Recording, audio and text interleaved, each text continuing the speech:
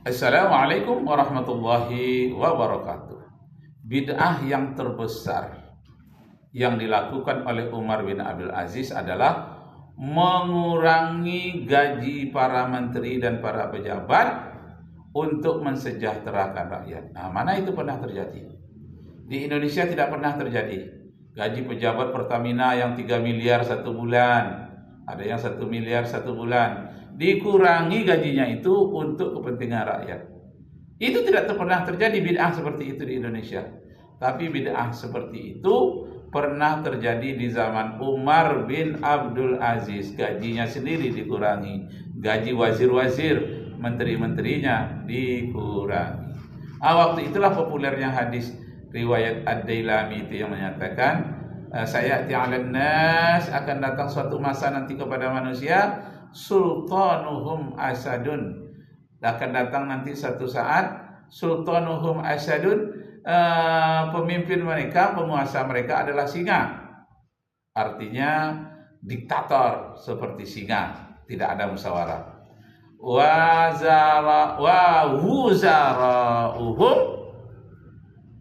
Wuzara'uhum zibun, menteri-menterinya merupakan serigala. Serigala ini hanya mementingkan kelompoknya saja. Di luar serigala itu tidak diperhatikan. Nah, kemudian disebut dengan wa qada'uhum kalbun. Hakim-hakim mereka adalah merupakan anjing.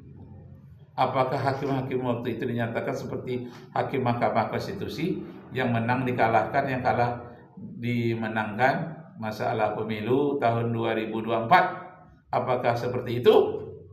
Tidak ada dijelaskan. Tapi yang penting intinya ialah hakim-hakim mereka seperti anjing, maksudnya yang mau disogok, mau makan sogok. Karena sogok ini sangat dilarang oleh Rasulullah.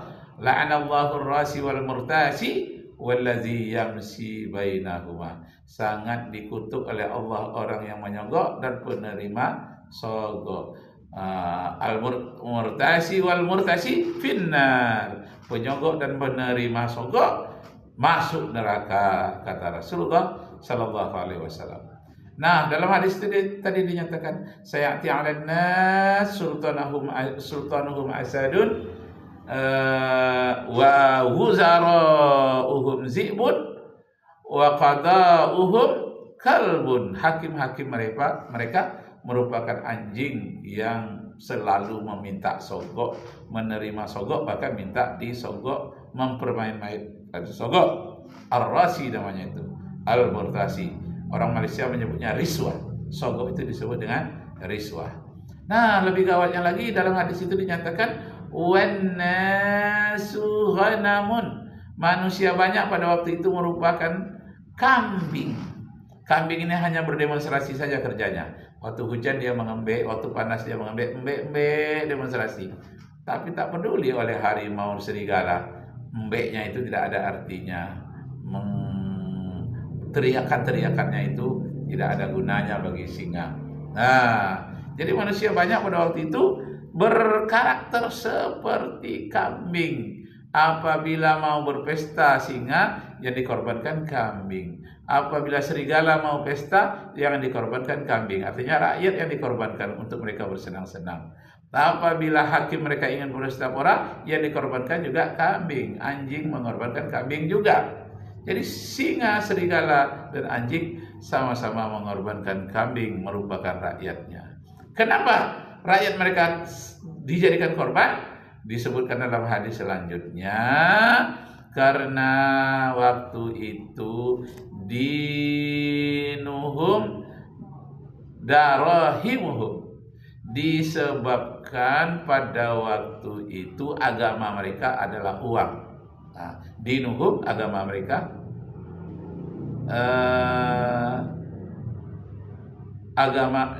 dinuhum darahimuhum, agama mereka adalah uang, dirham. Uang dijadikan sebagai agama, sebagai pegangan. Masya Allah, darahimuhum. Kemudian kenapa itu dijadikan uang? Uang itu sebagai agama mereka? Karena pada waktu itu nisa'uhum kiblatuhum. Mereka waktu itu wanita dijadikan kiblatnya. Nah, sama dengan terjadi pada hari ini. Di mana-mana wanita dijadikan kiblat, dijadikan korban, dijadikan pelampiasan hawa nafsu, dan sehingga lahirlah LGBT, lahirlah lesbi, dan macam-macam maksiat lainnya yang terkait dengan wanita tunasusila. Masya Allah, itu yang disebut dengan nisa'u kiblatuhum, nisa'uhum. Yang menjadi kiblatnya tempat mereka menghadap adalah wanita-wanita selir, wanita-wanita tunasusila. Semakin banyak jumlahnya. Mereka tidak mau dipoligami, tapi mereka mau dengan dibayar dengan dirham. Singa mau berstapora, bayar wanita dengan dirham. Menteri-menteri mereka bayar wanita dengan dirham. Hakim-hakim mereka bayar wanita dengan dirham. Jadi wanita sudah dijadikan bahan perdagangan, baik di dalam negeri maupun di dalam negeri. Jangan sampai terjadi seperti itu. Nah, dalam hadis lain dinyatakan, ya'ti 'alan nasi zamanun la tutaqul ma'isyata fihim illa bil ma'syar hatta yukadziba ar-rajulu wa yahlif fa idza kana dzalika zamanun fa 'alaikum bil harbi. Qila ya Rasulullah ila aina al-mihrab ya Rasulullah? Ila Allah ta'ala wa ila kitabihi wa ila sunnatin nabiyyi. Akan datang nanti pada akhir zaman manusia itu merasa hidupnya bangga berbuat maksiat, sehingga tak segan-segannya manusia berdusta dan bersumpah. Apabila datang zaman seperti itu, cepatlah kamu lari, kata Rasulullah. Kemanakah akan lari? Ilallahi ta'ala ila kitabihi wa ila sunnatin nabi.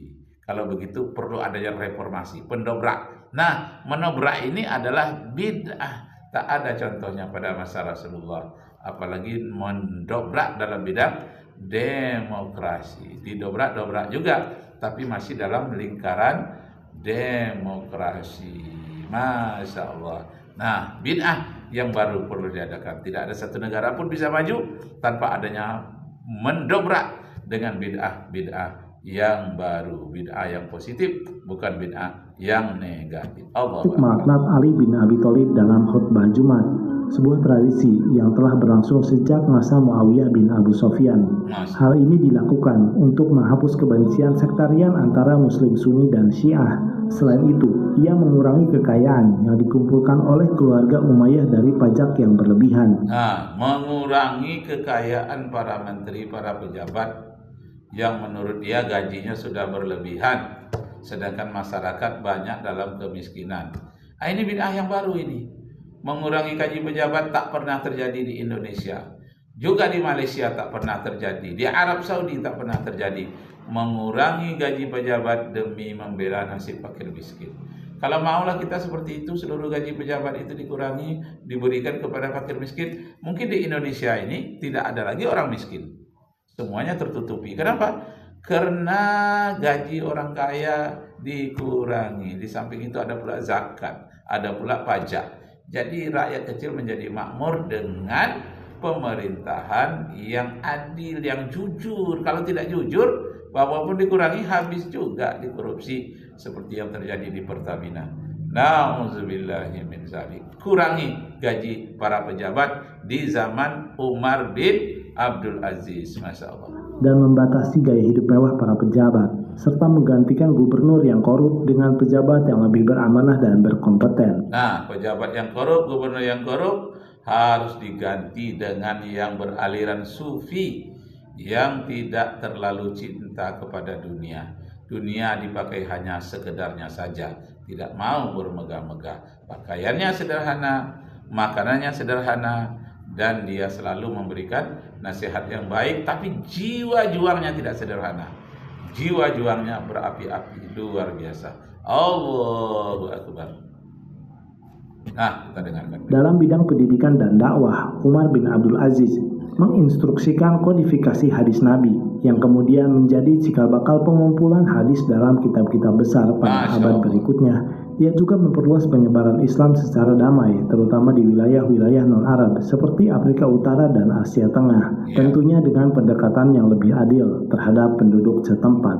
Namun reformasi Umar bin Abdul Aziz banyak menimbulkan kecaman dari kalangan internal Umayyah, terutama dari keluarga kerajaan yang kehilangan hak istimewa mereka.